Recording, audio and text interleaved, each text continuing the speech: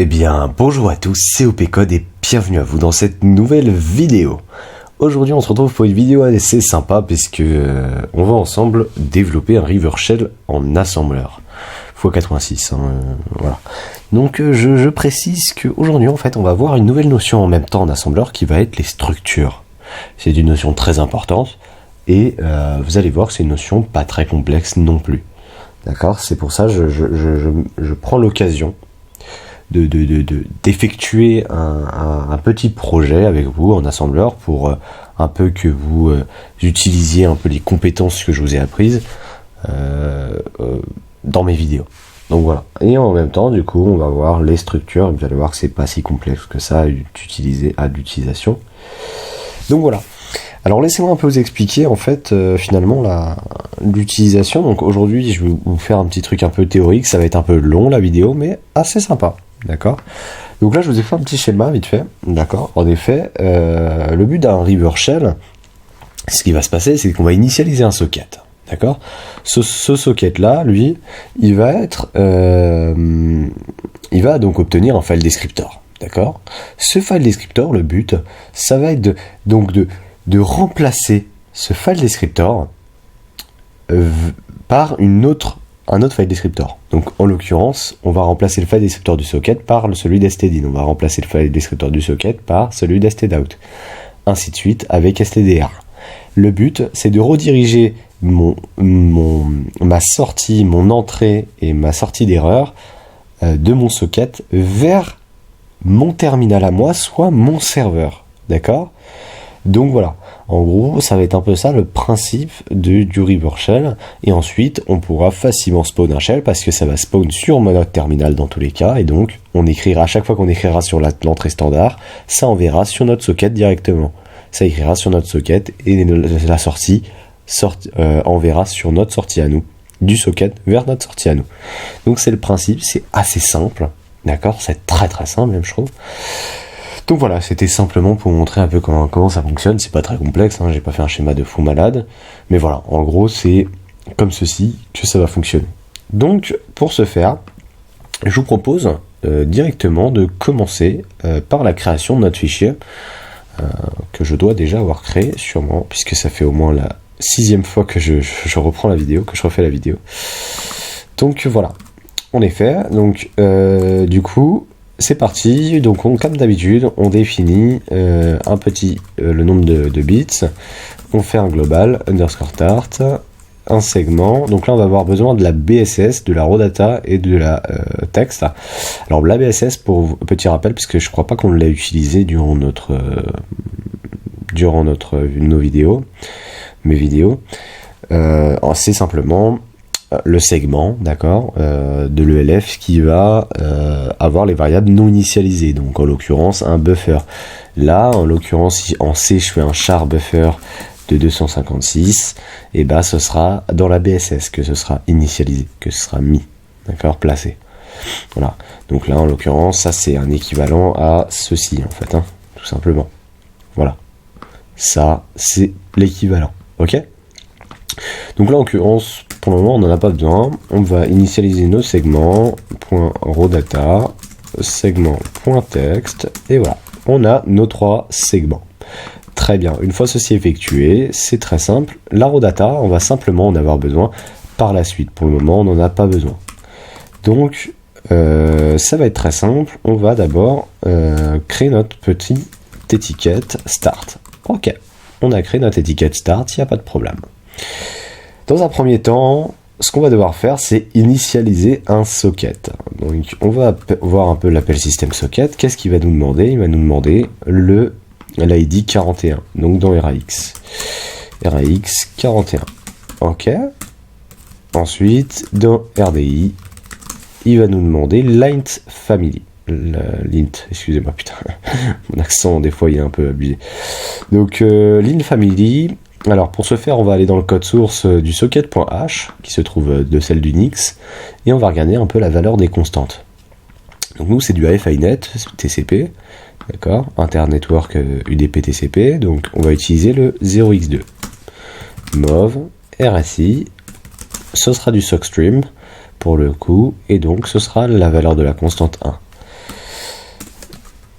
ensuite, on va utiliser RDX, et le RDX, c'est le protocole, et nous, ce sera du TCP, donc IP proto TCP 0x6. Voilà. OK. Une fois ceci effectué, on syscall. OK. Alors, c'est très simple. On va le compiler, on va le débugger afin de voir un peu ce qui nous ressort. Est-ce qu'il va bien nous générer un file descriptor ou non. Alors, hop, je le fais sous WSL. Merde, j'ai oublié user. Python, document, projet, revershell. Voilà.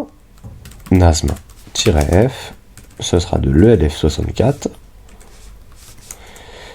ref.s-o, ref.o. Ok, on fait un ld de ref.o-o ref. Sudo apt install binutils. Ok, on installe binutils. Voilà. Ok. On relance le LD et en effet, on a bien notre binaire. Si on fait un file de rêve, on a bien un ELF64 lié statiquement, en effet, c'est normal. Donc c'est parti, on va pouvoir l'exécuter. Qu'est-ce qui va se passer? On va segfault, c'est tout à fait normal. Alors, moi je vous propose au lieu de faire un strace, parce que je trouve pas ça, enfin c'est clair quand tu veux des bugs comme ça, mais je préfère vous montrer vraiment comment ça fonctionne. Donc on va regarder un peu avec GDB ce que cela donne. D'accord? Donc voilà. Alors c'est parti. Hop. Ouais, ok. C'est parti, on start notre binaire. Ok, donc dans un premier temps, on fait un mov AX de 0x29, soit 41. Alors attendez, excusez-moi, j'ai eu un appel. Donc, on NI, on met un mov de EDI de 0x2. Ok, très bien. Ok. Ok. Et on appelle un syscall. Très bien, donc on va syscall. Et en effet, qu'est-ce qui va se passer? C'est assez simple la subtilité. C'est donc RAX, la valeur de retour de notre syscall va être 3. Donc 3, c'est la valeur de notre file descriptor. Voilà. Nous avons réussi à générer un file descriptor pour écrire dessus, pour faire ce que l'on souhaite de celui-ci. Pour ce faire, une fois la génération de notre file descriptor, étant donné que par la suite nous allons réutiliser le registre RAX, théoriquement, si on ne fait pas de sauvegarde de notre file descriptor, on va écraser RAX et donc on n'aura plus notre file descriptor. Donc ce que je vous propose, c'est qu'on fasse une sauvegarde de celui-ci dans la stack. Voilà. Ok. Donc moi, je vous propose, c'est parti. Vous savez quoi, on va peut-être faire une petite étiquette, genre jump save. Ouais, on va peut-être faire une petite étiquette save fd, d'accord. Save fd qui lui va simplement faire un push de RAX. Ok, voilà. Tout comme on va peut-être mettre ouais, donc ça c'est bon, ok, pas de souci. Donc on jump sur save fd, très bien.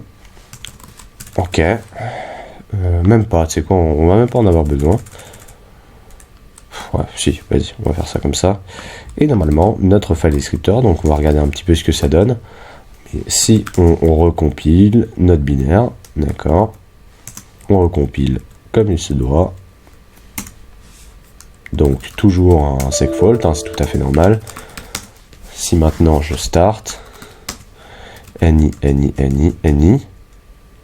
ok, on est bien sur RAX, et ensuite il jump sur SaveFD. Si on fait ni, en effet, notre valeur du file descriptor sera dans la stack, sur RSP, la stack pointeur. Voilà.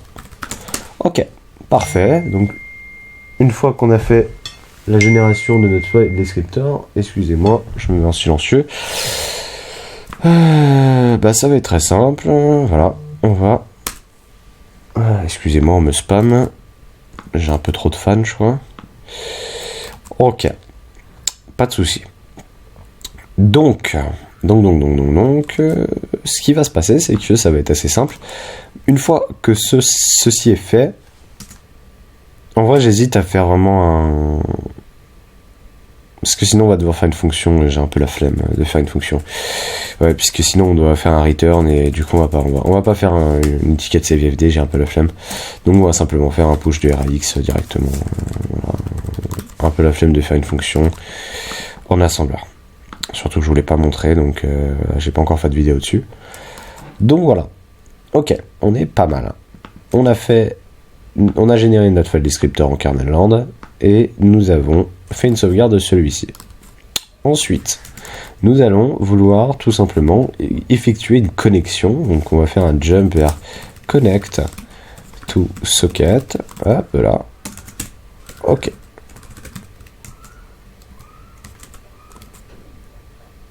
Ok. Excusez-moi, j'ai entendu des cris, c'est un peu bizarre. Voilà. Donc là, on va utiliser sysconnect. Toujours pareil, hein, movrx de 0x, non, de 42, excusez-moi, je connais pas valeur décimale, de 42, et on aura un petit movrdi de... Et là, il va nous demander tout simplement le file descriptor. Bah, ok, pas de souci, on n'a même pas besoin de faire ça finalement.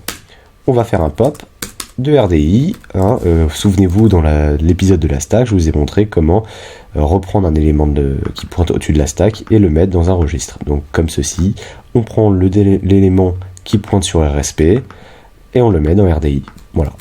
Ok. Très bien. Juste après, avant que l'on fasse ceci, on va devoir refaire une sauvegarde.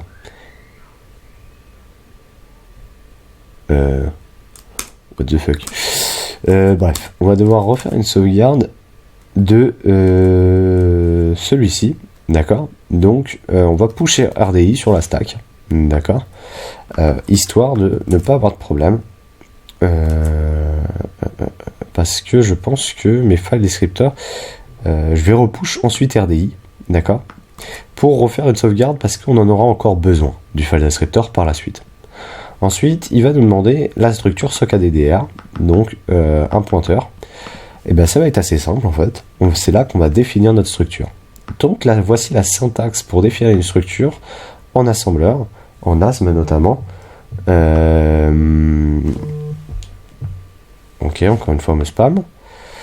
Voilà. Donc en gros, c'est assez simple. On définit avec le mot-clé struct le nom de notre structure, ainsi que les valeurs qui peuvent être des étiquettes, d'accord, à l'intérieur, ainsi que leur type, d'accord. Et voilà. En gros, c'est simplement ceci. Voilà. Et là, vous pouvez voir qu'en effet... ah oui, et c'est le nombre de bytes, en fait, qui est juste à côté, en fait, hein, tout simplement. Voilà. Le nombre de bytes que vous allez mettre dedans. Ok. Pour ceci, en fait, ça va être très simple. Ce qui va se passer, c'est que l'on va tout simplement définir notre structure dans la BSS parce qu'elle ne va pas être encore initialisée avec le mot-clé struct. Donc là, nous on va l'appeler sockaddr. Ok. Excusez-moi si d'un coup je parle moins fort, parce que il y a des trucs un peu chelous qui se passent. Donc voilà. Ok. Très bien, très bien, très bien. Merde, excusez-moi. Hop. On définit notre structure. Mais notre structure ne va pas être définie aussi facilement. Donc, en fait, il va falloir tout de même respecter une norme. D'accord ? La norme de la structure sockaddr, finalement. Linux. On va regarder un peu cette structure hein, qui est juste ici. Ici. Non, pas ici. Où est-ce qu'elle est ? Il faut que je trouve le code source, donc la structure de celle-ci. Voilà. Elle est juste ici. Donc en fait, c'est assez simple. Vous voyez qu'ici, il y a des types. Et c'est ça qu'il va falloir respecter. Donc cette structure, elle va demander un short qui va prendre le signe family, donc 0x2. Il va prendre un unsigned short, toujours de 2 octets, pour le port. Le port qui va être un hasheton, donc en byte network. Il va falloir le convertir en byte network. Et Ensuite, il va demander une struct SYN ADDR, mais là, on a simplement à mettre notre byte network de 32 bits, donc de 4 octets. Voilà, juste du 4 octets, puisque c'est la taille d'une adresse IP, 4 octets, une IPv4. Donc voilà, et le SYN 0, on s'en fout. Donc on va redéfinir cette structure. Donc, alors, il existe plusieurs petits mots-clés. En fait, là, pour définir une structure SOC ADDR donc de 2 octets, donc pour, en l'occurrence, notre fameux SYN family, qui va être de 2 octets, on va définir un type resW. Donc, juste, on va, hop, faire comme ceci, resW. Voilà. Donc, du coup, ça va être 2 octets. Voilà, excusez-moi. Je suis un peu balade, excusez-moi. Voilà. Alors non, par contre, c'était le SYN family, excusez-moi. SYN family. Hop là. Et on va faire la même chose pour le SYN port. D'accord. Par contre, ici, on va définir un type de 4 octets.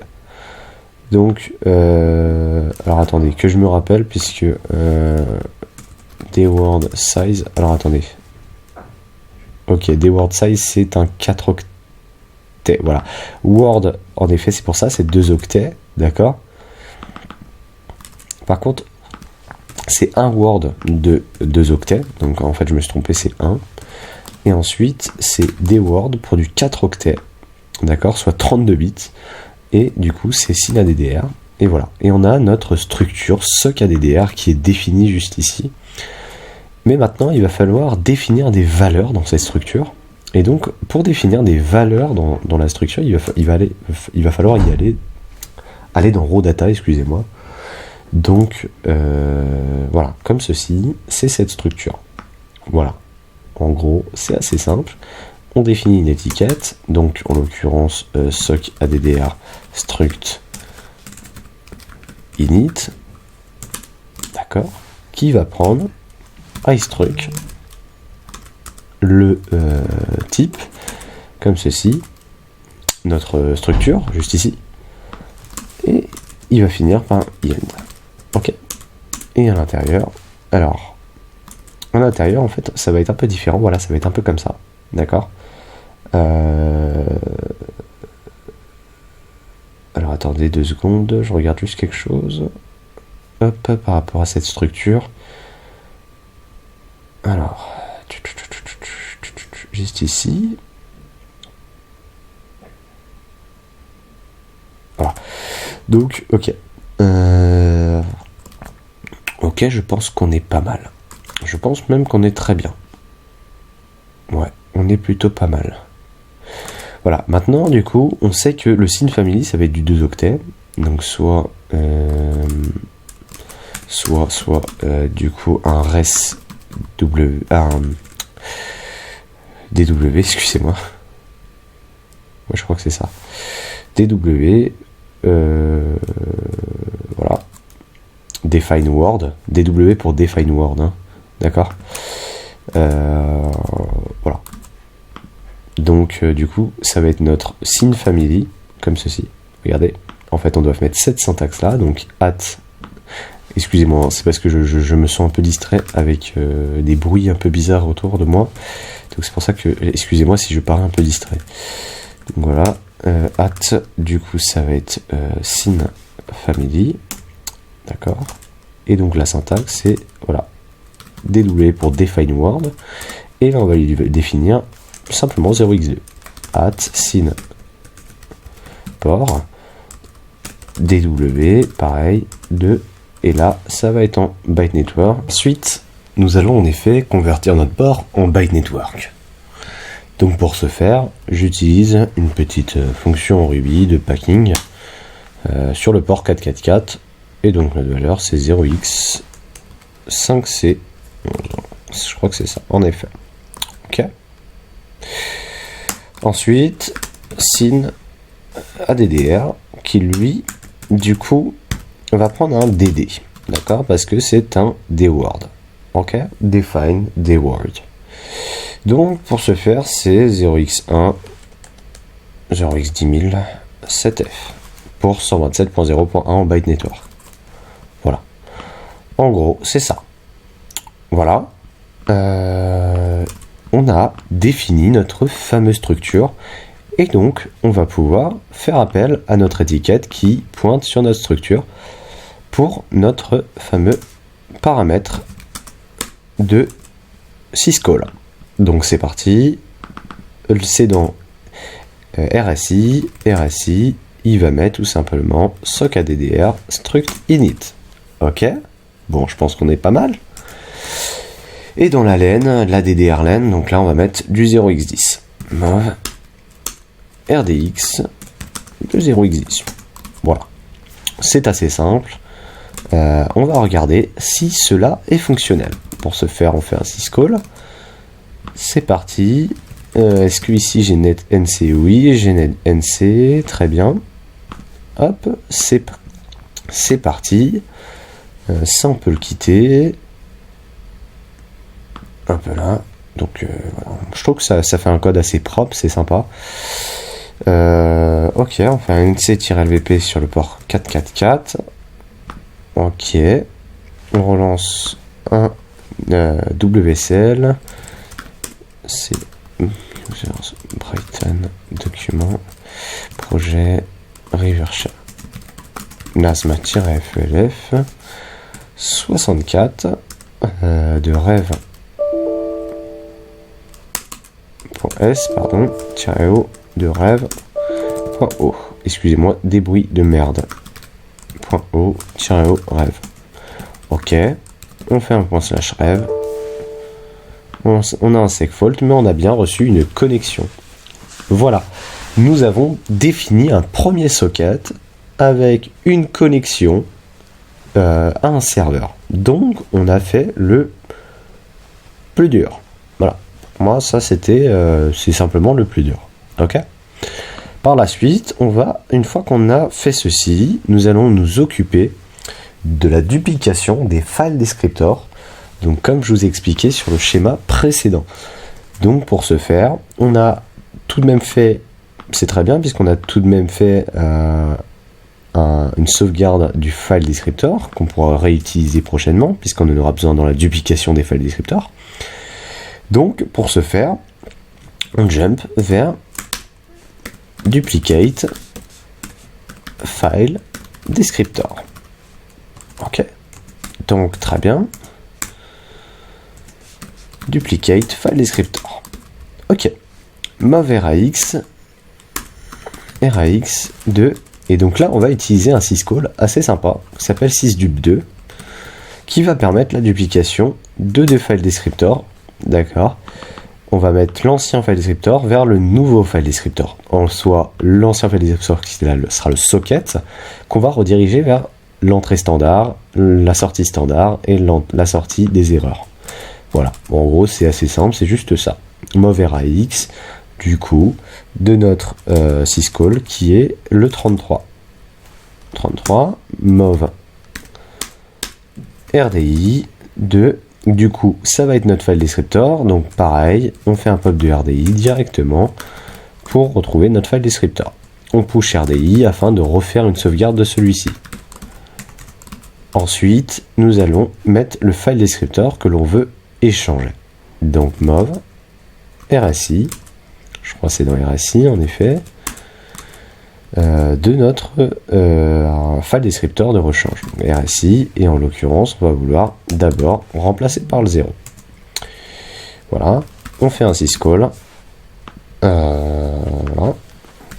On va mettre stdin, vous savez quoi, comme ça, c'est parfait. Voilà, et là on a remplacé le stdin. Il me semble en effet, file descriptor. Voilà, que je me rappelle, parce que des fois j'ai un peu du mal. Voilà, la standard input, donc stdin, c'est le 0. On duplicate ceci, simplement. Ici, on met pour stdout, comme ceci. Ici, on va jump sur duplicate stdout. Pareil, ça va pop RDI, ça va recréer la sauvegarde. Sauf qu'ici, on va remplacer A par 1. Pareil, sauf que là, ça va être le 2. Voilà, ça va être assez simple, hein, pareil.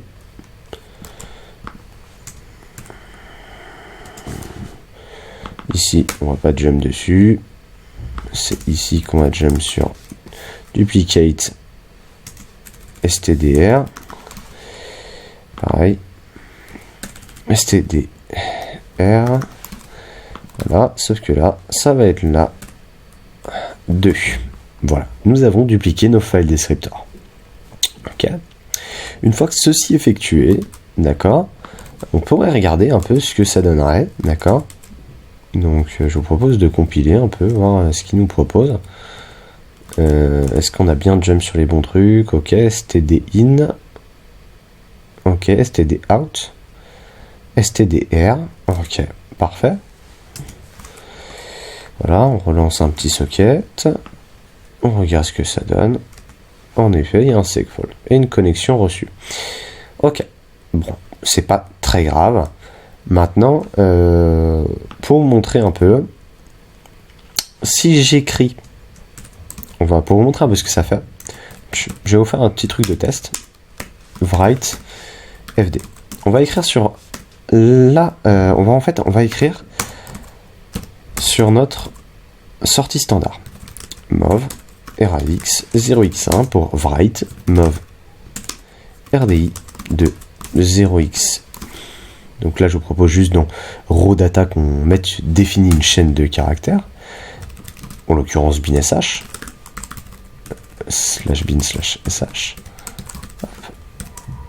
Ok, on va la définir juste ici.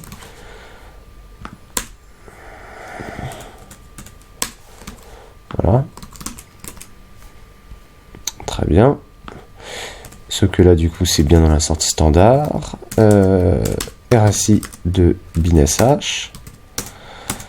Et la longueur de cette chaîne, bin sh len EQ à EQ